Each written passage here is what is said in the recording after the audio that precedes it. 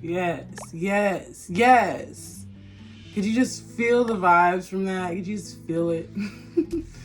Hello, beautiful souls. Peace to the gods and the goddesses. Peace, love, and light I'm sending to you right now.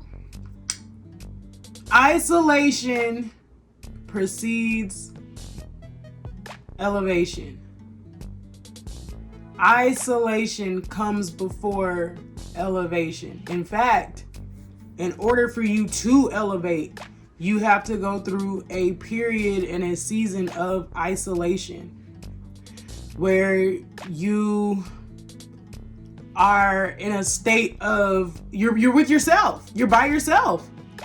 You know, people don't understand you anymore. People don't get you. You don't get them. Y'all don't relate. It's like you're talking to a brick wall, you know, and naturally you begin to just find yourself pulling away from people that you've known all of your life, you know, your family, close friends.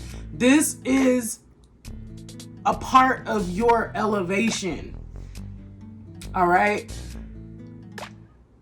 There's this scripture and it says a prophet is with honor except for in his hometown. So pretty much what that's saying is, well, let's apply it to this and spiritual awakening and what happens as you begin to, you know, elevate in your level of thinking. People have known you to be something that they've created for you to be, if that makes sense. Okay, so for instance, your parents, they know you in an aspect that they have formed in their minds for you to be. Okay, so as you begin, for instance, if you were a Christian, all right, and you begin to awaken and you begin to elevate and you're coming into this upgrade, you try to talk to your parents about these things, or they see your posts, or they see your videos, or they see the things that you're listening to, the things that you're reading, they're gonna naturally be like, what the hell is this? You know, what happened to you? And be upset and start judging it and start making you feel bad and start, you know, making you feel strange. That's naturally what they're going to do because they have formed in their minds a view of you that is opposite and contrary to the person that you are becoming.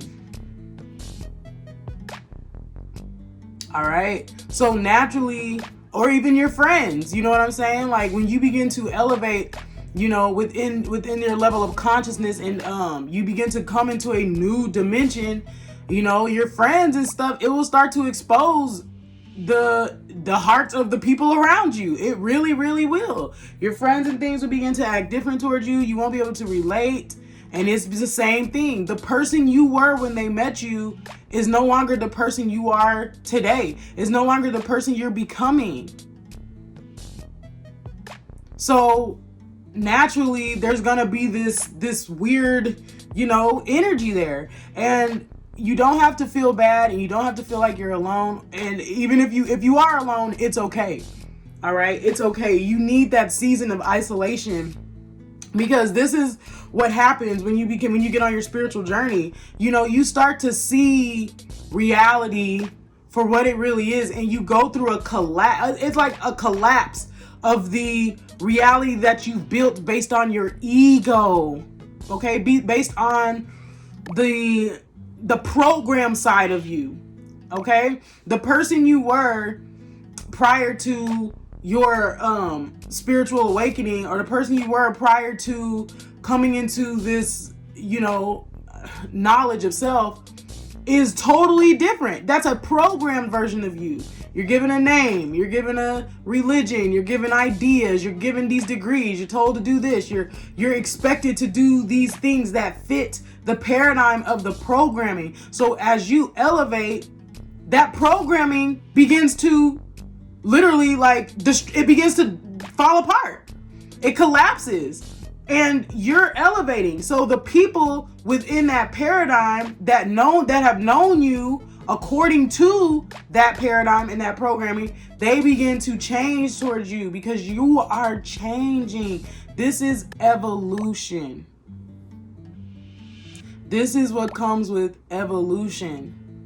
Nobody is meant to be the same all their lives. You're just not. And it's crazy for people to think that, or expect people to just, you need to be the same forever. It's crazy to think that. Life is about evolution. Life is about growth. Life is about the journey.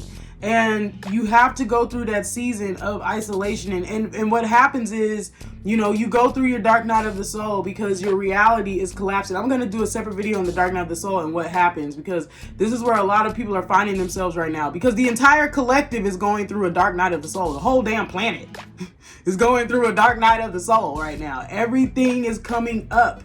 Everything is purging out.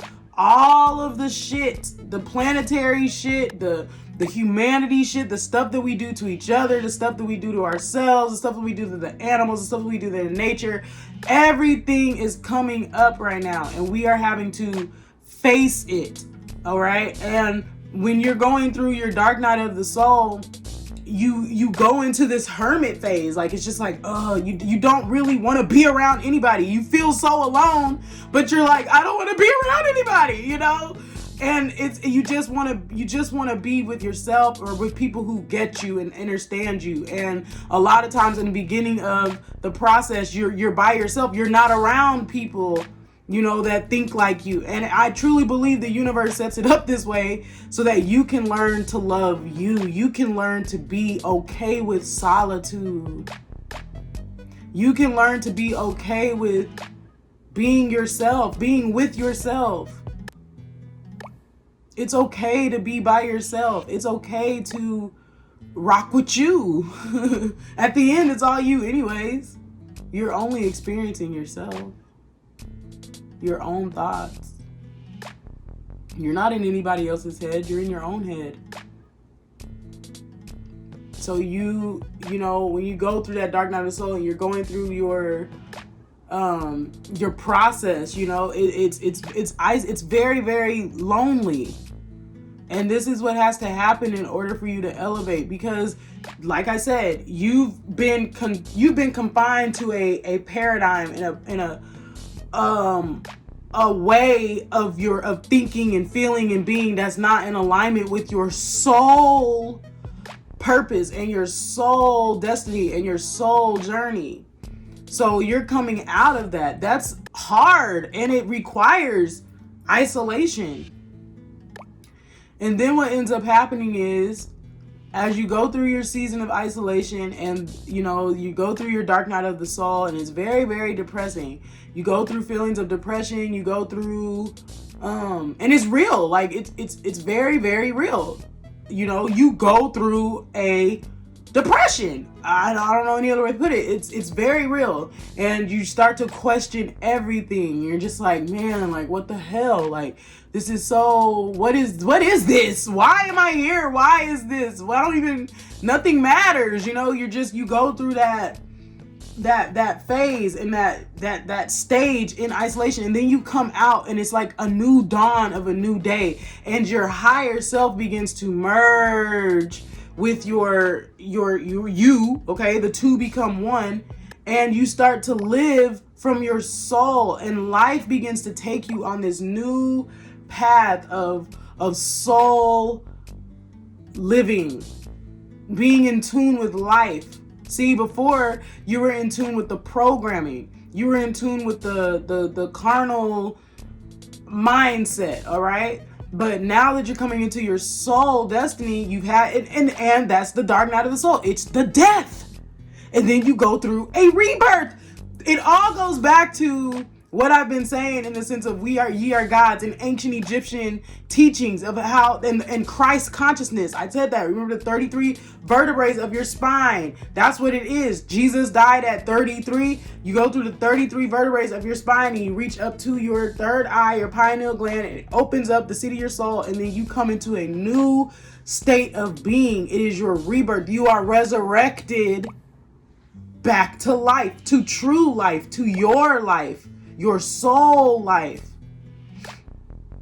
So the dark night of the soul is like that death. It's a death. It's like a death, like a major collapse of that false illusion reality that you created.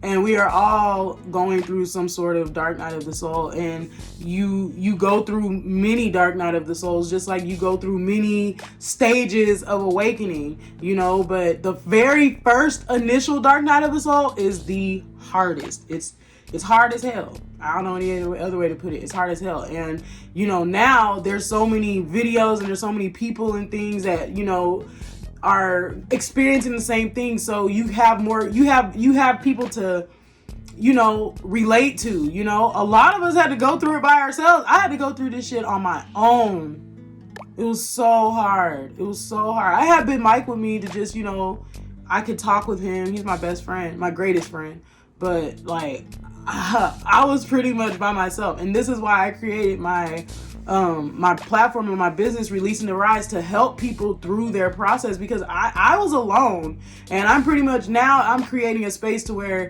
I can give what I didn't have, because that dark night of the soul is no fucking joke. And if you don't know what's going on, you can really like freak the fuck out. You know what I'm saying? Because this shit's hard. Dark night of the soul is hard. You have the feelings of disassociation, it's like you're here, but you're not here. It's like you're out of your body, like you're watching yourself and you're watching this thing, and it's like you're not associated with you, but you are you, and you're like, it's so much. And then there's that depression, then there's this anxiety because you feel like you're dying, but then you're like, you don't care if you're dying, you want to die, and you're like, but no, I don't want to die. All it is a collapse of the program.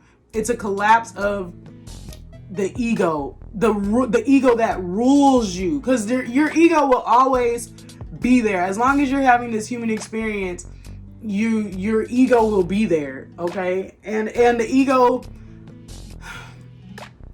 is it's necessary, or at least it was necessary, to navigate through human evolution and the human experience, because to protect you. You know what I'm saying? It's there to protect you, to protect your humanity, the human side of you.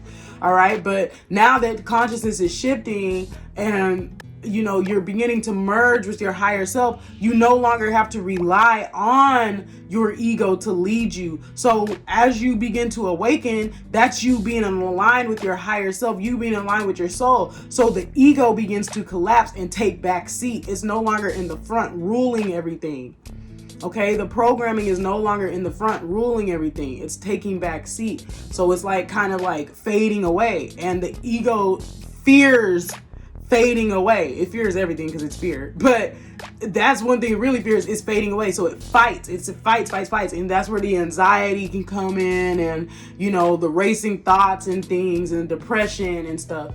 But you just have to realize that it's an aspect of you that is dying, that is no longer serves you.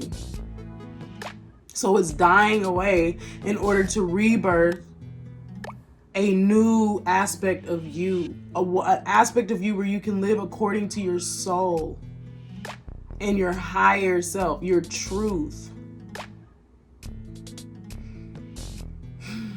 So you have to go through a period of isolation, and it's all right. You'll get through it. I promise you will. You will get through it. And if you need to book a session to just get more clarity and guidance through your process, that is what I'm here for. Go to releasingtherise.com, and you can just scroll and click on one of those sessions. And I'd be glad to help you if you need to be a part of a tribe or a community of goddesses that are all going through the same shit. We all going through, this process. If you want that accountability and that sisterhood, then you can go ahead and I'm going to put the links below in the description box below to sign up to register for the tribe, Goddess Glow Up Tribe. All right, y'all, but isolation precedes elevation. And once you go through your dark night of the soul, and once you go through your ego death, you will be reborn, and things will get you'll elevate. You're elevating. You're upgrading. You're going higher. And it will all make sense. I promise you it will. All right, y'all. Bye.